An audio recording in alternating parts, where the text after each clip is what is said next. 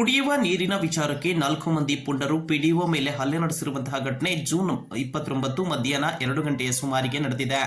ಚಿತ್ರದುರ್ಗ ಜಿಲ್ಲೆಯ ಹಿರಿಯೂರು ತಾಲೂಕಿನ ಹೊಸಯಳನಾಡು ಗ್ರಾಮ ಪಂಚಾಯಿತಿಯ ಆವರಣದಲ್ಲಿ ಈ ಒಂದು ಹಲ್ಲೆ ನಡೆದಿದ್ದು, ಸಿಸಿಟಿವಿಯ ದೃಶ್ಯ ಇದೀಗ ವೈರಲ್ ಆಗಿದೆ. ಹೊಸಹೆಳನಾಡು ಗ್ರಾಮ ಪಂಚಾಯಿತಿ ಪಿಡಿಒ ವಿವೇಕ್ ತೇಜಸ್ವಿ ಅವರ ಮೇಲೆ ಹಲ್ಲೆ ನಡೆಸಲಾಗಿದೆ. ಕುಡಿಯುವ ನೀರಿನ ವಿಚಾರಕ್ಕೆ ರಾಮಯ್ಯ, ಅಜ್ಜಯ್ಯ, ಸಿದ್ದರಮೇಶ್ ಹಾಗೂ ಬೋರ್ವೆಲ್ ರಾಮಚಂದ್ರಪ್ಪ ಹಲ್ಲೆ ನಡೆಸಿದ ಆರೋಪಿಗಳು. ಹಲ್ಲೆಯ ಬಳಿಕ ಆರೋಪಿಗಳು ತಲೆಮರೆಸಿಕೊಂಡಿದ್ದು ಪೊಲೀಸರು ಹುಡುಕಾಟವನ್ನು ಆರಂಭಿಸಿದ್ದಾರೆ. ಐಪಿಸಿ 323, 504, 506, 353 ಅಡಿಯಲ್ಲಿ ಹಾಗೂ ಅಟ್ರಾಸಿಟಿ ಕೇಸ್ ಅಡಿಯಲ್ಲಿ ಕೇಸ್ ದಾಖಲಾಗಿದೆ. ಸ್ಥಳಕ್ಕೆ ಹಿರಿಯೂರಿನ ಗ್ರಾಮಾಂತರ ಠಾಣೆಯ ಪೊಲೀಸರು ಕೂಡ ಭೇಟಿ ನೀಡಿ ಪರಿಶೀಲನೆ ನಡೆಸಿದ್ದು, ಹಿರಿಯೂರು ಗ್ರಾಮಾಂತರ ಪೊಲೀಸ್ ಠಾಣೆಯಲ್ಲಿ ಕೇಸ್ ಕೂಡ ದಾಖಲಾಗಿದೆ.